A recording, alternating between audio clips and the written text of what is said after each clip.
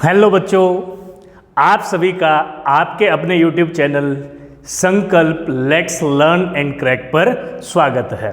ठीक है बच्चों, जैसे कि आप सभी बच्चे जानते हैं कि चैनल पर आप सभी के लिए एक नया बैच स्टार्ट हुआ है जिसका नाम है आरंभ बैच।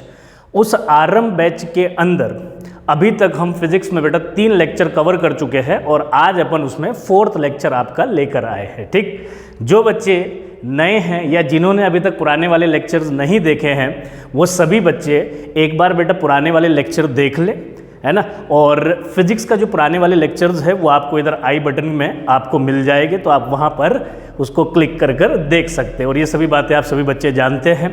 ठीक है, तो चलिए बेटा, तो आज का अपना जो लेक्चर है उसको स्टार्ट करते हैं। ठीक है, very good evening to all of you. आज हम बेटा आपका पढ़ने जा रहे हैं इलेक्ट्रिक फील्ड से रिलेटेड जो भी उसकी प्रॉपर्टीज है और आपका उससे रिलेटेड क्वेश्चन जो पहले किसी ईयर में पूछे जा चुके हैं। ठीक है बच्चों, तो आपको इलेक्ट्रिक फील्ड क्या होता है पहले वो पता करना होगा। इलेक्ट्रिक फील्ड बेटा क्या होता है, देखो सुनो, बहुत ध्यान से समझना इस बात को। जैसे कि अर्थ है तो अर्थ का एक रीजन है ना, जिसके अंदर अगर कोई भी मास बॉडी होगी वो उस पर फोर्स लगा सकता है। जैसे अर्थ का सरफेस है, ये पेन है तो ये अपनी तरफ इसको खींच सकता है। ठीक है, एक रीजन है, एक रीजन के बाद नहीं लगा सकता, जिसको अपन स्पेस बोल देते हैं कि भैया जहाँ पर अर्थ आपका क्या नहीं है, अर्थ की ग्रेविटी काम नहीं करती है। ऐसे ही चार्ज का भी क्या है, चार्ज का भी अपने आसपास एक रीजन है। उस रीजन के अंदर चार्ज जो है दूसरे चार्ज पर फोर्स लगा सकता है। अब एक चार्ज ने अपने रीजन के अंदर दूसरे पर जितना फोर्स लगाया वो उसका क्या कहलाया जाएगा बेटा, इंटेंसिटी, उसकी फील्ड की इंटेंसिटी। और इस रीजन को हम क्या बोल देंगे आपके पास, इलेक्ट्रिक फील्ड। इस चार्ज ने दूसरे पर किस मीन के थ्रू फोर्स लगाया वो क्या कहलाया जाएगा बेटा, उसका इलेक्ट्रिक फील्ड लाइंस। ठीक, तो आइए बेटा इसको एक एक करके स्टेटमेंट के थ्रू समझते हैं और स्टेटमेंट इसके लिख देते हैं। ठीक है बच्चों, तो आप सभी बच्चे अपना पेन कॉपी उठा ले, नोट्स बनाना स्टार्ट करें। आज की क्लास आपकी स्टार्ट हो चुकी है, आरंभ हो चुकी है। लेट्स सी, तो भैया हमारे पास पहली हेडिंग है बेटा आपके पास इलेक्ट्रिक फील्ड। क्या होता है मेरे लाल इलेक्ट्रिक फील्ड? अभी आपको बताएं कि चार्ज है तो चार्ज के आसपास का रीजन, ठीक है, इस रीजन के अंदर अगर कोई दूसरा चार्ज पार्टिकल आता है तो वो एक फोर्स एक्सपीरियंस करेगा, है ना। कितनी फोर्स एक्सपीरियंस करेगा, फील्ड इंटेंसिटी। डेफिनेशन लगाते हैं, इलेक्ट्रिक फील्ड क्या है, it is an region of a charge in which, या सराउंडिंग रीजन आप बोल सकते हैं, क्या बोलेंगे, it is an surrounding region of a charge in which it can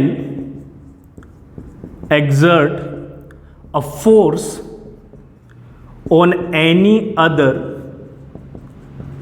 charge particle. तुमने कहा सही बात सर। ठीक है, किसी भी चार्ज पार्टिकल या चार्ज बॉडी पर उस रीजन के अंदर वो फोर्स लगा सकता है, जैसे कि आपको दिख रहा है। अब इसने जितनी फोर्स एक्सपीरियंस की ना इस वाले ने, वो इसकी इंटेंसिटी कहलाई जाएगी। तो बेटा अपने पास दूसरी हेडिंग क्या हुई, फटाफट लिख लो इसको, ये बहुत आसान चीज़ है। ठीक है मेरे भाई, ठीक है मेरे लाल, इलेक्ट्रिक फील्ड इंटेंसिटी। तो इलेक्ट्रिक फील्ड इंटेंसिटी क्या हुआ, अच्छा इलेक्ट्रिक फील्ड इंटेंसिटी को ही हम कैपिटल ई से रिप्रेजेंट करते हैं बेटा। ठीक है, बोल उसको इलेक्ट्रिक फील्ड देते हैं जनरल टर्म के अंदर। तो आपके पास इलेक्ट्रिक फील्ड इंटेंसिटी क्या हुआ, force per unit the charge. ठीक है, तो हम क्या लिख देंगे बेटा, फोर्स पर यूनिट चार्ज। तुमने कहा सही बात सर। ठीक है, इसको रिप्रेजेंट भी कर दो, that is E is equals to F upon Q not. आप सभी बच्चों को पता है कि फोर्स एक वेक्टर क्वांटिटी है, क्यू नॉट एक स्केलर क्वांटिटी है। तो यहाँ पर इलेक्ट्रिक फील्ड भी कैसी क्वांटिटी पाई जाएगी, ये इलेक्ट्रिक फील्ड इंटेंसिटी भी कैसी क्वांटिटी कहलाई जाएगी, आपकी वेक्टर क्वांटिटी कहलाई जाएगी बेटा। ठीक है, तो लिख देते हैं। तो यहाँ पर स्टार पॉइंट हमने बना के लिखा कि electric field intensity is an vector quantity. तो कोई भी जो बेटा वेक्टर क्वांटिटी है वो क्या फॉलो करेगी आपके पास, सुपरपोजिशन प्रिंसिपल, मतलब कि ट्रायंगल्स लॉ आपका फॉलो करेगी। तुमने कहा सही बात सर। जो इसमें इंपॉर्टेंट चीज़ है वो क्या है कि इसने इस पर फोर्स लगाया, तो लगाया कैसे, तो इसने जो इस पर बेटा फोर्स लगाया ना, वो एक इमेजिनरी कुछ एनर्जी, या हम बोल सकते हैं इमेजिनरी लाइंस इसने अपने आसपास जनरेट की हुई है और उसके थ्रू ये फोर्स लगा पा रहा है। क्योंकि हमें दिख नहीं रही तो इसलिए हम क्या बोल दे रहे हैं, उसको इमेजिनरी बोल दे रहे हैं। ठीक है मेरे लाल, तो वो जो इमेजिनरी लाइंस है जो इसने अपने आसपास जनरेट की हुई है, ठीक है, देख लो आप भाई, हमने भी इधर ड्रॉ कर दिया, इमेजिनरी कर्व्स हमने ड्रॉ कर दिए। इस इमेजिनरी कर्व को नाम दिया गया है बेटा इलेक्ट्रिक फील्ड लाइंस। अगर आप इस पर कहीं पर भी टेंजेंट ड्रॉ करते हो, है ना, इस पर बेटा अगर आप इलेक्ट्रिक फील्ड लाइंस पर कहीं भी टेंजेंट ड्रॉ करते हो तो आपको आपकी अपनी इलेक्ट्रिक फील्ड की या इलेक्ट्रिक फील्ड इंटेंसिटी की डायरेक्शन मिल जाएगी। क्लियर होगी बात इतनी? बिल्कुल। तो अपन अगली हेडिंग लगाते हैं बेटा आपका क्या, इलेक्ट्रिक फील्ड लाइंस, या बुकों के अंदर इसको लिखा रहता है बेटा हमारे पास इलेक्ट्रिक लाइंस ऑफ फोर्सेस भी लिखा रहता है, तो आप दोनों में से कुछ भी बोल सकते हो। तो इलेक्ट्रिक लाइंस और इलेक्ट्रिक फील्ड लाइन या इलेक्ट्रिक लाइंस ऑफ फोर्सेस क्या होता है, are the imaginary curves, are the imaginary curves, ठीक है, tangent drawn at any point on them gives the direction of electric field या इलेक्ट्रिक फील्ड इंटेंसिटी। ठीक है भाई, तो आप लिखते हुए चलेंगे बेटा। तो हमारे पास अगर हम इस पर कहीं भी टेंजेंट ड्रॉ करते हैं, टेंजेंट तो सब बच्चों को पता है, एक पॉइंट से पास होने वाली लाइन को अपन टेंजेंट बोल देते हैं। तो जैसे कि मेरे पास ये है, अगर मैं यहाँ कहीं पर टेंजेंट ड्रॉ करता हूँ या यहाँ पर कहीं पर टेंजेंट ड्रॉ करता हूँ, तो ये आपको क्या मिलेगा, इलेक्ट्रिक फील्ड की डायरेक्शन देगा भैया। ठीक है बच्चों, तो भैया आगे बढ़ते हैं इसमें। ठीक है, इतनी बात अपने को समझ में आई। ठीक है, आप इसको बेटा नोट कर लीजिए। ठीक है, अगर आप नोट कर लिए हो तो हम इसको रफ कर देते हैं। इलेक्ट्रिक फील्ड इंटेंसिटी और इलेक्ट्रिक फील्ड लाइंस, तीन मोटा मोटी बातें आपके पास है, चार्ज जो अपने आसपास जनरेट करता है। अच्छा, ये जो है ये इलेक्ट्रोस्टैटिक इलेक्ट्रिक फील्ड है, मतलब रेस्ट चार्ज की अपनी इलेक्ट्रिक फील्ड है। ठीक है बच्चों, तुमने कहा सही बात सर, क्लियर हुआ? बिल्कुल हुआ सर। ठीक है, तो आगे बढ़े। तो देखो अब आपके पास जो इंपॉर्टेंट है ना, वो ये इन इलेक्ट्रिक फील्ड लाइन की जो प्रॉपर्टी है वो बहुत इंपॉर्टेंट है। तो अगली हेडिंग बेटा हमारे पास properties of electric field line. ठीक है,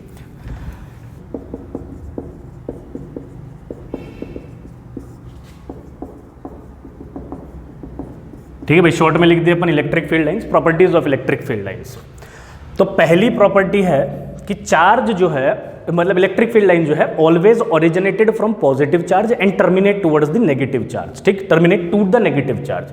तो electric field lines always originated from positive charge and terminate to the negative charge. ठीक है बच्चों, जैसे कि आपको दिखाते हैं, आपके पास पॉजिटिव चार्ज है, ये नेगेटिव चार्ज है, तो इलेक्ट्रिक फील्ड लाइन जो है ना हमेशा पॉजिटिव चार्ज से चलेगी। फ्री हैंड से आप बनाइएगा इलेक्ट्रिक फील्ड लाइंस को। ठीक है, और आपके पास कुछ ऐसे, ठीक है, ये जो एरो है ये इलेक्ट्रिक फील्ड लाइंस की डायरेक्शन दिखा रहा है। ठीक है, अगर आप यहाँ टेंजेंट ड्रॉ करते हो, देखो ये इलेक्ट्रिक फील्ड लाइन की डायरेक्शन है, और आपके पास ऐसे ही आप ड्रॉ करते रहिए, तो यहाँ से पॉजिटिव से नेगेटिव, ठीक है, नेगेटिव पे और इलेक्ट्रिक फील्ड लाइंस आ रही होगी ऐसे कुछ करके। ठीक है, और यहाँ से कुछ इलेक्ट्रिक फील्ड ये लाइन जा रही होगी कुछ ऐसे करके। तुमने कहा सही बात सर। अब एक क्वेश्चन अराइज हुआ कि सर अगर सिर्फ पॉजिटिव चार्ज हो तो इलेक्ट्रिक फील्ड लाइन कैसे होगी? तो देखो, अगर सिर्फ पॉजिटिव चार्ज हुआ या सिर्फ नेगेटिव चार्ज हुआ तो इलेक्ट्रिक फील्ड लाइन जो होगी बेटा वो इससे ओरिजिनेट तो करेगी, पर वो टर्मिनेट अब इन्फिनिटी पे करेगी। ठीक है, कहीं इनफाइनाइट पे जाकर आपके पास क्या कर जाएगी, वो टर्मिनेट कर जाएगी। ऐसे ही अगर आपके पास सिर्फ नेगेटिव चार्ज हुआ तो इन्फिनिटी से कहीं उस नेगेटिव चार्ज की तरफ इलेक्ट्रिक फील्ड आएगी, उस पर जाकर टर्मिनेट करेगी, ओरिजिनेट कहीं इन्फिनिटी से की होगी। क्लियर?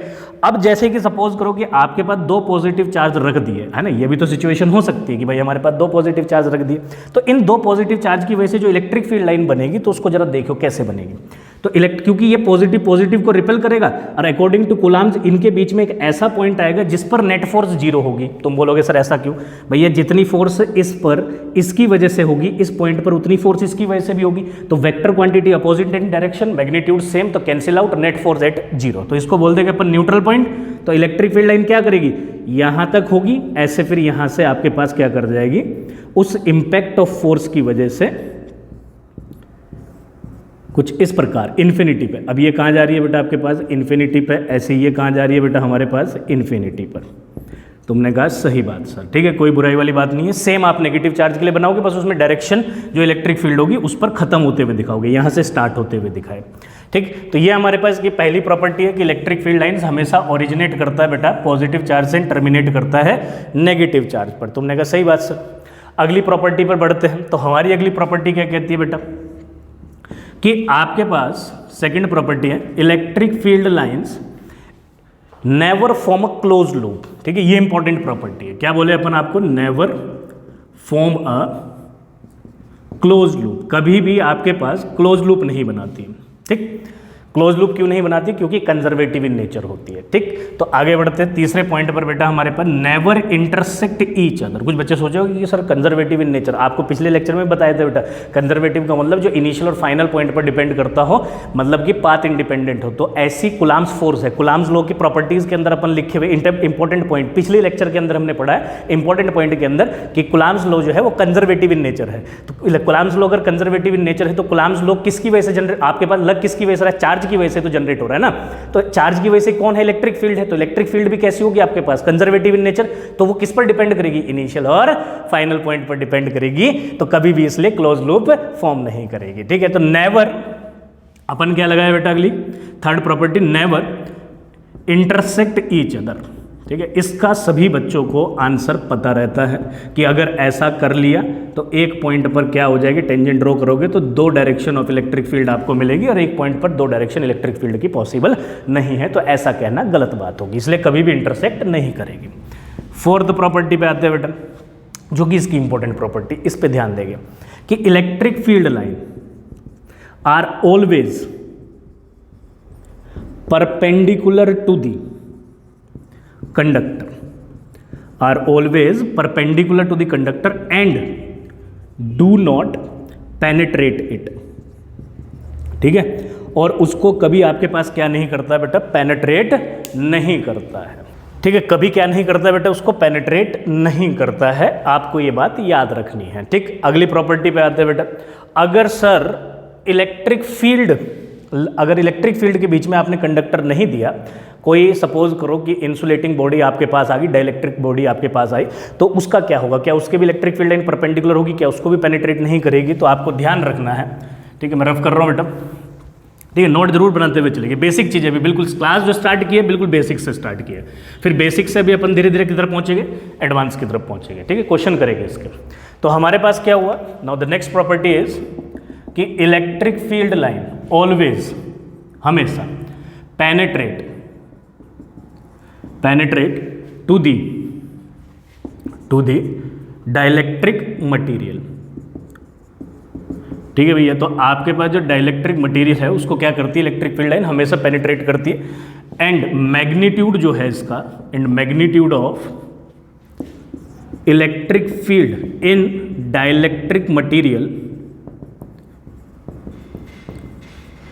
गेट डिक्रीज्ड, ठीक है। इसका मतलब क्या हुआ कि अगर आपके पास ये कोई डाइलेक्ट्रिक मटेरियल है तो जो ये एक्सटर्नल इलेक्ट्रिक फील्ड है ये इसको पेनिट्रेट तो करेगी, पर इसका जो मैग्नीट्यूड है वो अंदर की तरफ क्या कर जाएगा बेटा, डिक्रीज कर जाएगा, ठीक है। जैसे कि अपन बना दिए यहाँ पर इलेक्ट्रिक फील्ड, तो इसके अंदर से क्या कर रहा है, आपके पास पेनिट्रेट तो कर रहा है, पर इसके अंदर पेनिट्रेट करेगा तो अगर बाहर मैग्नीट्यूड ई है तो अंदर कम होगा, तो ई डैश जो है वो लेस देन ई होगा। इसका कारण ये है क्योंकि जब ये इलेक्ट्रिक फील्ड बाहर वाली, अंदर के जो डाइलेक्ट्रिक मटेरियल के जो इलेक्ट्रॉन है या जो अंदर की तरफ हमारे पास एटम है उसको क्या कर देगा आपके पास, वो डाइपोल में कन्वर्ट कर देगा। तो डाइपोल में कन्वर्ट करेगा तो डाइपोल मूवमेंट जनरेट हो जाएगा। डाइपोल मूवमेंट क्या करेगा, एक्सटर्नल इलेक्ट्रिक फील्ड के अगेंस्ट क्या कर जाएगा, आपके पास अलाइंग हो जाएगा। तो नेट इलेक्ट्रिक फील्ड अंदर क्या कर देगी बेटा, आपके पास डिक्रीज कर जाएगी। तुमने कहा सही बात सर, ठीक है जी। तो अगली property and the last property that you have to be aware of is कि इलेक्ट्रिक फील्ड लाइंस का जो मैग्नीट्यूड है, जो number of electric field lines है वो मैग्नीट्यूड ऑफ चार्ज पर डायरेक्टली डिपेंडेंट होता है। तो मतलब कि भैया हम लिखेंगे electric field, number of electric field lines are directly proportional, are क्या लगाया बेटा अपन, are directly proportional to the magnitude of the charge, ठीक है। जैसा मैग्नीट्यूड होगा चार्ज का 1 कूलाम, 2 कूलाम, 3 कूलाम, तो वैसा ही आपके पास नंबर ऑफ मैग्नेटिक फील्ड भी जनरेट होगा, ठीक है मेरे प्यारे बच्चों। ये 6 प्रॉपर्टी है, आपको अच्छे से याद रखनी है। आगे अब हमें क्या करना है बेटा, अब हम प्रॉपर्टी तो सीख गए, तो प्रॉपर्टी सीख गए, इलेक्ट्रिक फील्ड सीख गए, अब स्ट्रेंथ निकालना सीखते हैं कि अगर जैसे सपोज करो एक पॉइंट चार्ज है, 2 पॉइंट चार्ज है, 3 पॉइंट चार्ज है, या कोई एक बॉडी है आपके पास जो कंप्लीटली चार्ज्ड है, तो उसकी वजह से उसके आसपास जिसको हम बोल रहे हैं इलेक्ट्रिक फील्ड है ना, उसकी इलेक्ट्रिक फील्ड रीजन के अंदर कितनी इलेक्ट्रिक फील्ड इंटेंसिटी उस चार्ज की होगी, ये अब हम सीखते हैं। तो आप सभी बच्चे बेटा अगली हेडिंग लगाइए, इलेक्ट्रिक फील्ड की स्ट्रेंथ, मतलब strength of electric field due to a point charge. तो सबसे पहले किससे सीखेंगे, पॉइंट चार्ज से, फिर पॉइंट चार्ज के बाद डिस्क्रीट डिस्ट्रीब्यूशन ऑफ चार्ज से सीखेंगे। तो लगाइए बेटा अगली हेडिंग। तुमने कहा सर लगा दी, तो भैया हम भी लगा देते बेटा। तो वही आपके पास strength of electric field due to a point charge. बच्चे बोले कि सर हम हेडिंग लगा दिए हैं, तो ठीक है भाई अपन भी लगा देते हैं। तो क्या है हमारे पास, strength of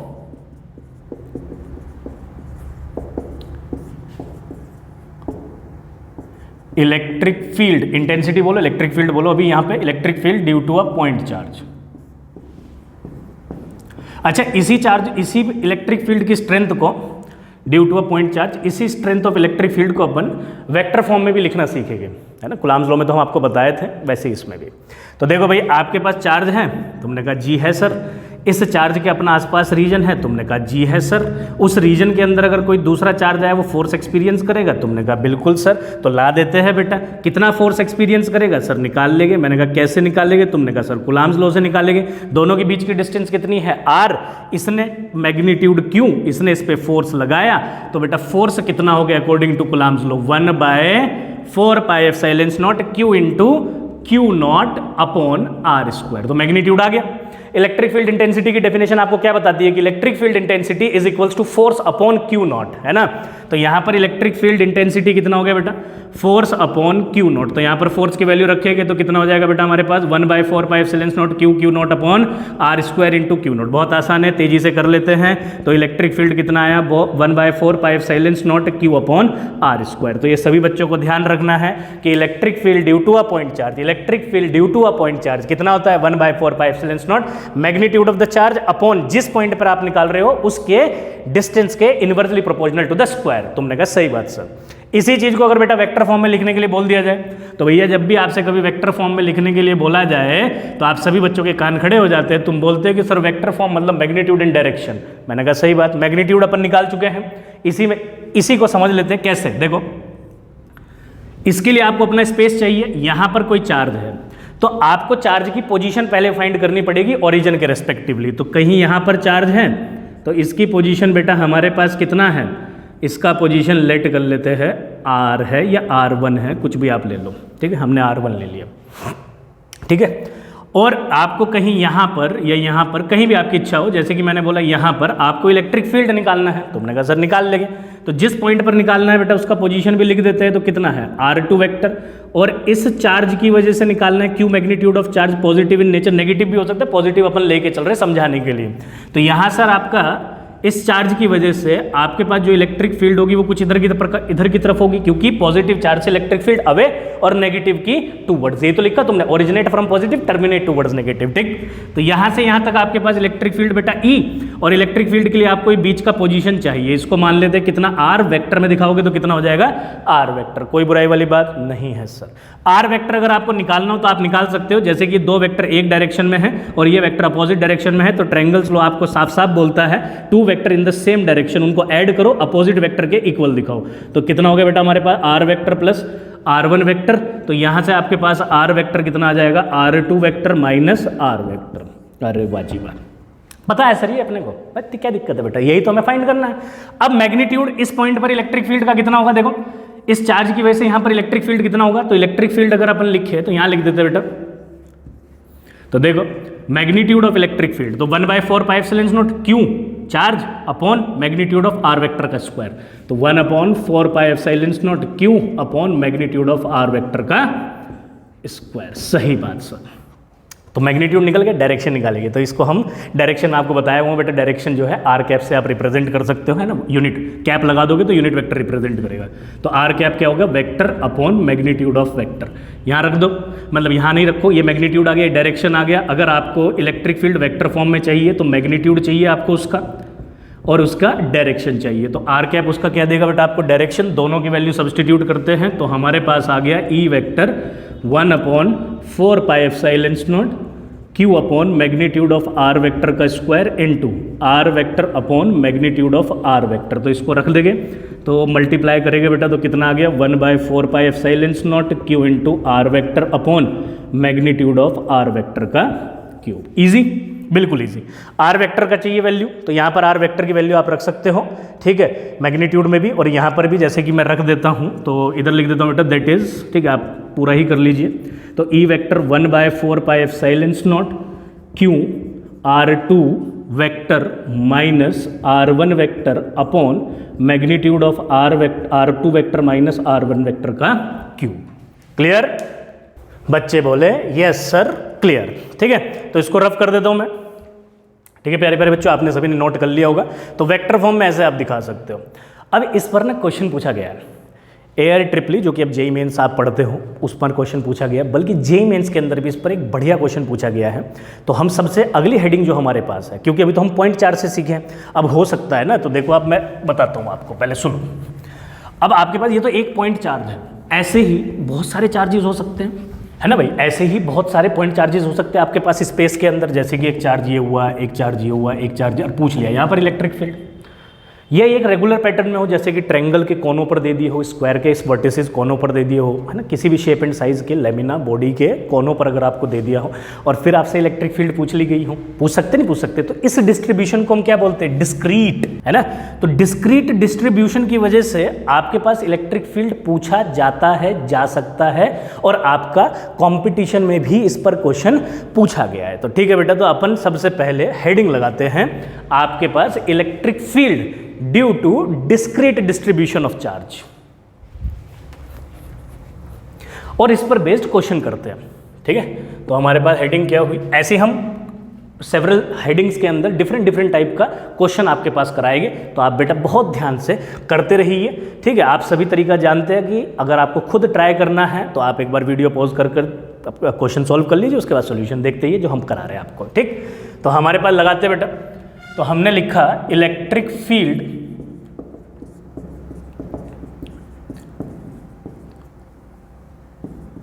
due to discrete distribution of charge. ठीक है, अब इसमें एक क्वेश्चन पढ़ते हैं आपके लिए। ठीक है, तो इस पे क्वेश्चन दिया हुआ है, इस पर क्वेश्चन पूछा गया आपके पास AIEEE 2005 में। तो क्वेश्चन क्या है बेटा आपके पास, देखो आपसे बोला है कि 2 पॉइंट चार्जेस है, क्वेश्चन पढ़ देता हूँ। 2 point charges plus 8q and -2q are located at x is equals to 0 and x is equals to L respectively.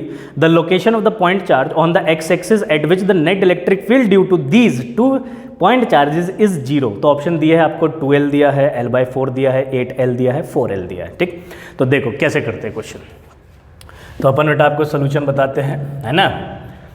Question आप पढ़ ही लिए हो। आपसे क्या बोला है कि एक लाइन पर 2 चार्जेस रखे हैं, एक है कि आपके पास 8q, एक है बेटा आपके पास -2q।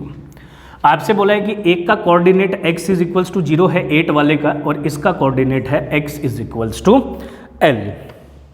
हाँ भाई यही बोला है। ठीक, और आपसे बोला है कि इन दोनों पॉइंट चार्जेस की वजह से किसी एक पॉइंट पर इसी लाइन के अलोंग आपके पास नेट इलेक्ट्रिक फील्ड 0 है। तो वो पॉइंट बताओ जहां पर ऐसा हो रहा है।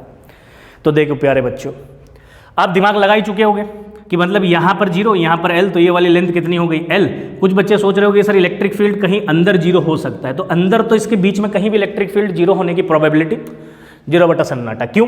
क्योंकि पॉजिटिव चार्ज की वजह से अगर आप कोई भी पॉइंट हम चूज कर लेते, जैसे ये लिया, तो इसकी वजह से electric field away, positive away, negative की वजह से टूवर्ड्स, तो ये तो दोनों इलेक्ट्रिक फील्ड ऐड हो रही है, तो क्या इन दोनों का सम 0 हो सकता है क्या? नहीं हो सकता है। ठीक है, तुमने कहा सही बात सर। तो अब इलेक्ट्रिक फील्ड 0 कहाँ हो सकती है?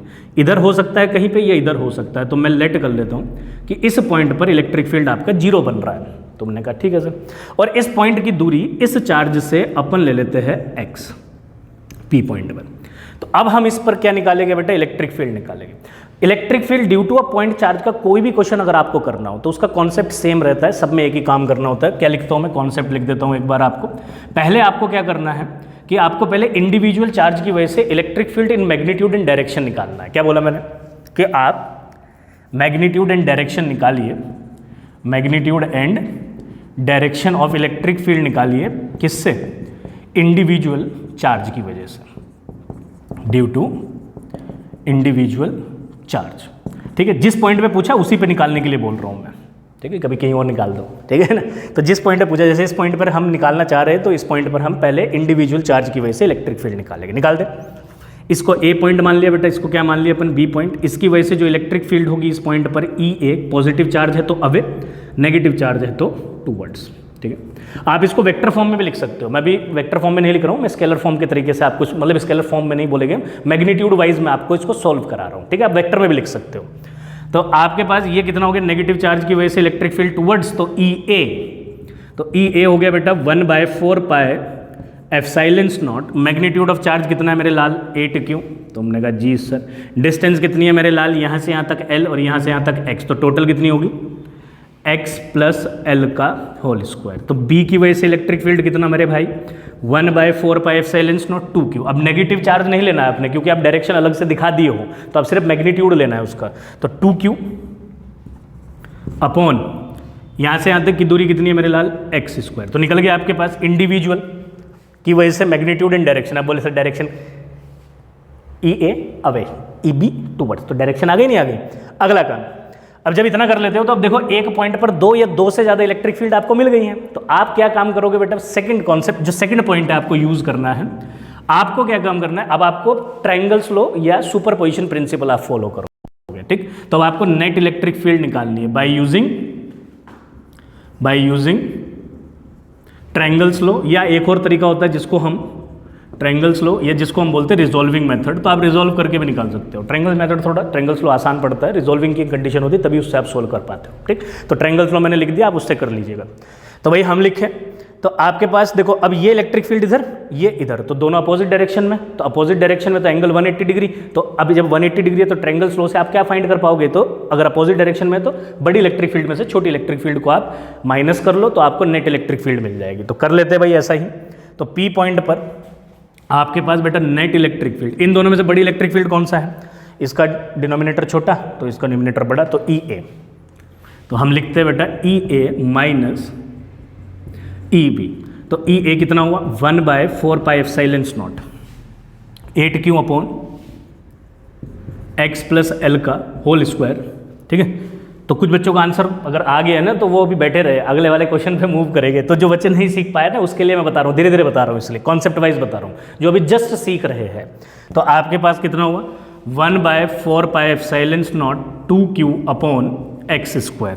ठीक है, तो इसमें जो कॉमन आ रहा है बेटा कॉमन ले लो फटाक से, ये तो कर ही सकते हो आप स्पीड से। 1/4 पाई एप्सिलॉन नॉट, ऊपर से 4q कॉमन, ठीक है, नहीं सॉरी 2q कॉमन, और ब्रैकेट में बचा 4 अपॉन x प्लस एल का whole square minus 1 upon X square. इसका आप एलसीएम लो, एलसीएम लेके आपको कितना मिल रहा है मैं लिख देता हूँ बेटा 1/4 pi epsilon not 2q bracket में, तो ये कितना हो गया x square x plus L का होल स्क्वायर, तो 4x स्क्वायर माइनस, इसको मैं ओपन करके लिख रहा हूँ। वैसे तो यहाँ पर ये x प्लस एल का होल स्क्वायर बनेगा, तो माइनस x प्लस एल का होल स्क्वायर, तो मैं ओपन करके लिख रहा हूँ x square minus L square minus 2xl। ठीक है, आप समझ गए होंगे। तो यहाँ तक हम पहुँच गए हैं। आपसे नेट इलेक्ट्रिक फील्ड इस पॉइंट पर 0 दिया हुआ है, तो बेटा मैं इसको रफ करता हूँ, है कर दूँ? कर दो सर। तो ये कर देते हैं। तो यहाँ पर आपके पास नेट इलेक्ट्रिक फील्ड कितना गिवन है? आपको 0 गिवन है बेटा। तो जब हमारे पास नेट इलेक्ट्रिक फील्ड 0 है, मतलब कि तो NET 0 रखो, इसकी वैल्यू किसके इक्वल है? दिस, तो 1/4 पाई एप्सिलॉन नॉट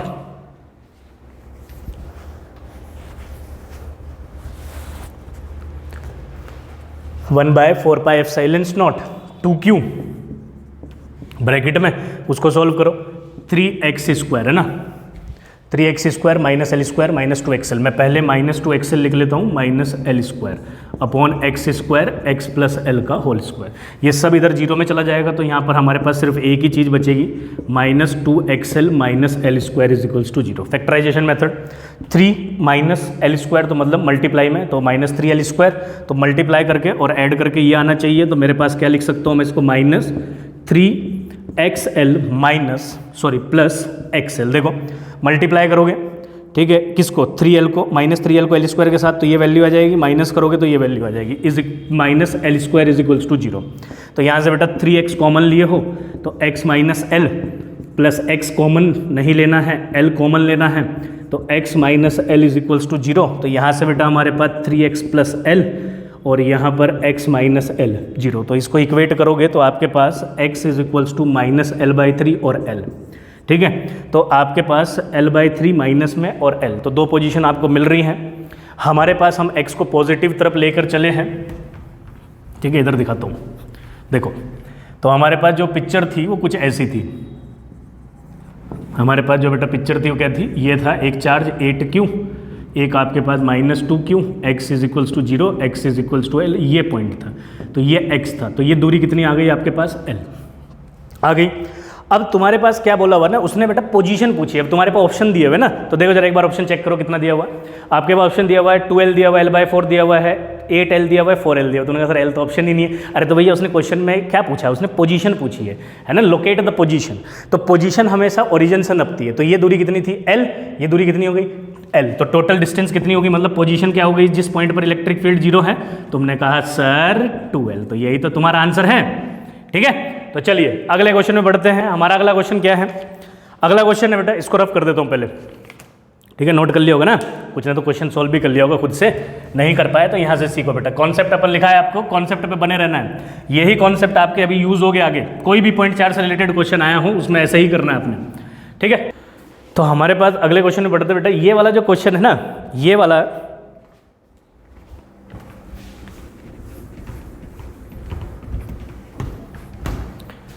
ठीक है बेटा। तो ये वाला जो क्वेश्चन है ना हमारे पास, ये वाला क्वेश्चन कहाँ पूछा गया आपके पास, जेईई मेंस 2019 रिसेंट उसमें क्वेश्चन पूछा गया आपसे। क्या पूछा गया क्वेश्चन में, पढ़ रहा हूँ बेटा। 2 पॉइंट चार्जेस Q1 का मैग्नीट्यूड गिवन है √10 माइक्रोकुलाम, एंड Q2 जिसका मैग्नीट्यूड है -25 microcoulomb, are placed on the x axis at x is equals to 1 metre and x is equals to 4 metre respectively. The electric field, volt per metre में आपको electric field निकालनी है, at a point y is equals to 3 metre on y axis.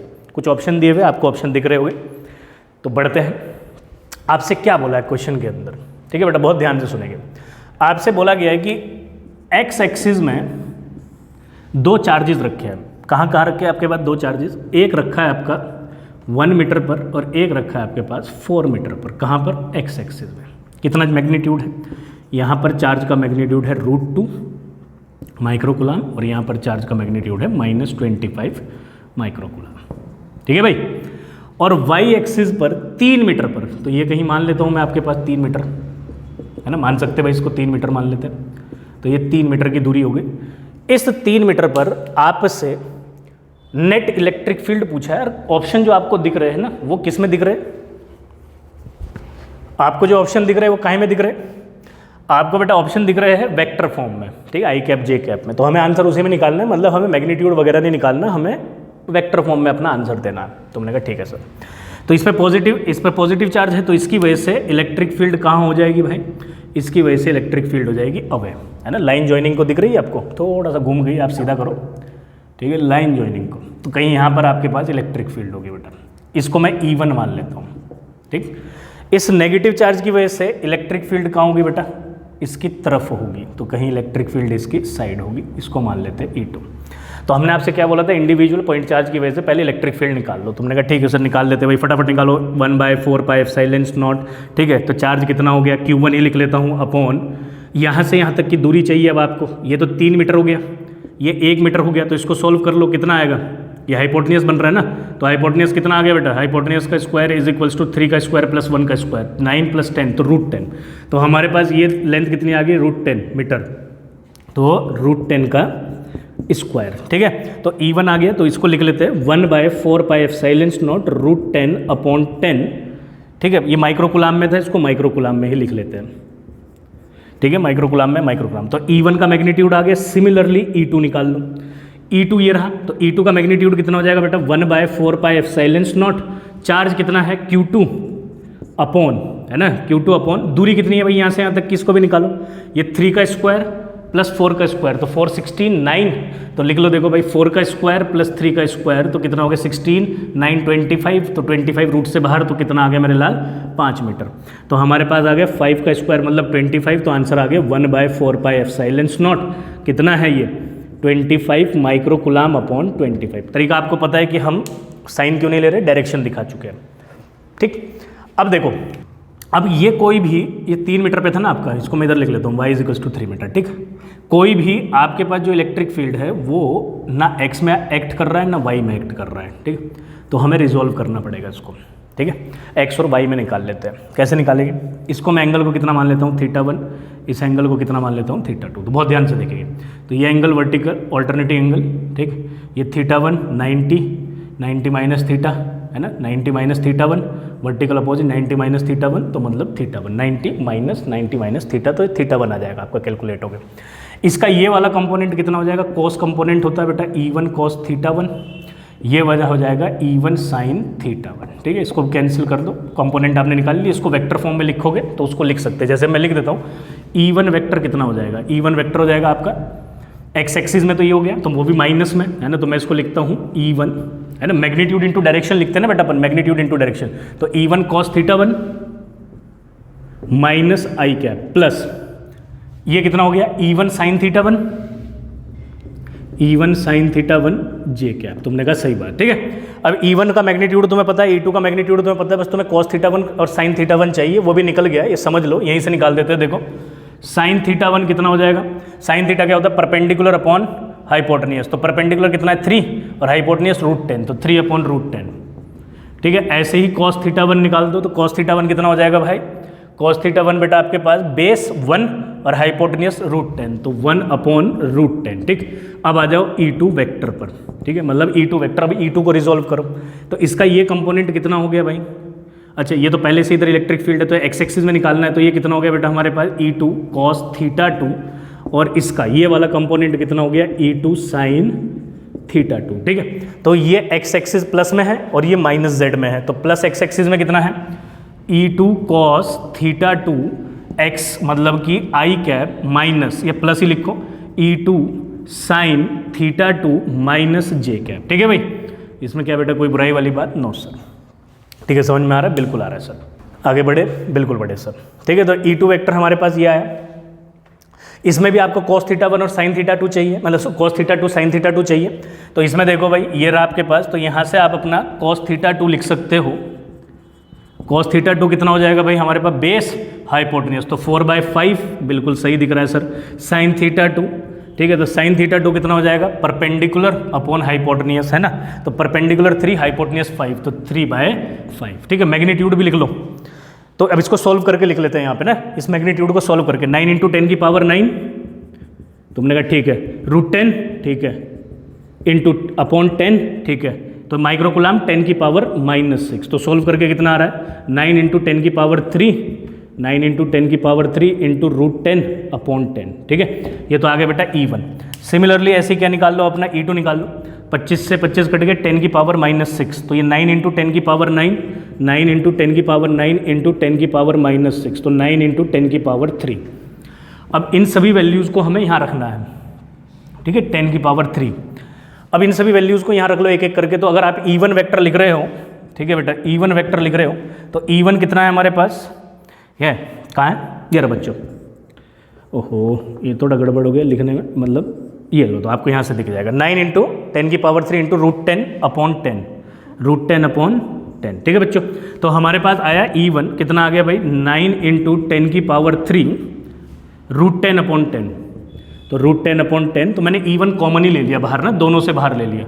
Cos लिख लो आप अपना, ठीक है, cos लिख लो आप बेटा अपना, तो cos θ1 कितना हुआ, cos θ1 हुआ 1/√10 और माइनस आई कैप, तो माइनस 1/√10 आई कैप प्लस sin θ1 कितना हुआ 3/√10, 3/√10 जे कैप। ठीक है, एक काम करो, देखो यहाँ नीचे से ना √10 कॉमन ले लो और √10 से √10 कैंसिल हो जाएगा, हो रहा है, दिख रहा है, बिल्कुल दिख रहा है सर। तो इस 10 से इसको कैंसिल कर दो, 10 से पावर 2, तो ये बचा 9, तो हमारे पास बचा 9, √10 से √10 कैंसिल हो जाएगा, तो इस 9 को भी अंदर मल्टीप्लाई कर लो, -9 आई कैप प्लस 9 3 27 जे कैप, तो तो ये बेटा हमारे पास आ गया E1 वेक्टर। ठीक है, यस सर, चमक रही है बात, बिल्कुल बिल्कुल चमक रही है, तो इसको टिक कर लो भाई। तो ये E1 आ गया। तो प्यारे बच्चों आगे हमें क्या निकालना है, ऐसे ही E2 में भी वैल्यू सब्स्टिट्यूट करोगे तो वो भी आ जाएगा यार, फटाफट कर लो। तो देखो यहाँ पे निकालते भैया अब अपने पास E2 निकालते बेटा, E2 वेक्टर। तो E2 वेक्टर कितना आ रहा है, E2 कॉमन लिया तो E2 की वैल्यू है 9 इंटू 10 की पावर 3। अच्छा 10 की पावर 2 बचा बेटा, ये लिखा नहीं, इसको भी लिख लो वरना गड़बड़ हो जाएगा आंसर में। ठीक है, तो आपके पास बेटा E2 में कितना आ रहा है, E2 की वैल्यू रखो फटाफट, 9 इंटू 10 की पावर 3 कॉमन लिए हुए हैं, ब्रैकेट में आपके पास cos थीटा टू आई कैप, cos थीटा 4/5 और 3/5, तो 4/5 आई कैप माइनस 3/5 जे कैप। तुमने कहा सही बात, 5 से कॉमन हो जाएगा तो इसको कट करेंगे तो ये आ जाएगा 9 इंटू 2 इंटू 10 की पावर 2 इंटू 4 आई कैप माइनस 3 जे कैप। ठीक है, तो हमारे पास जो है E2 वेक्टर कितना आ रहा है, ये आ गया बेटा 9 टू 18, तो 4 दूनी 72 आई कैप माइनस 654 जे कैप इंटू 10 की पावर 2। ठीक है, तो E2 वेक्टर भी बेटा हमारे पास आ गया। इसमें क्या कोई बुराई वाली बात, नो सर कोई बुराई वाली बात नहीं है। अब अपने क्वेश्चन में बढ़ते हैं, उसने क्वेश्चन में बोला क्या, आपको क्या क्या ऑप्शन दिए हुए हैं।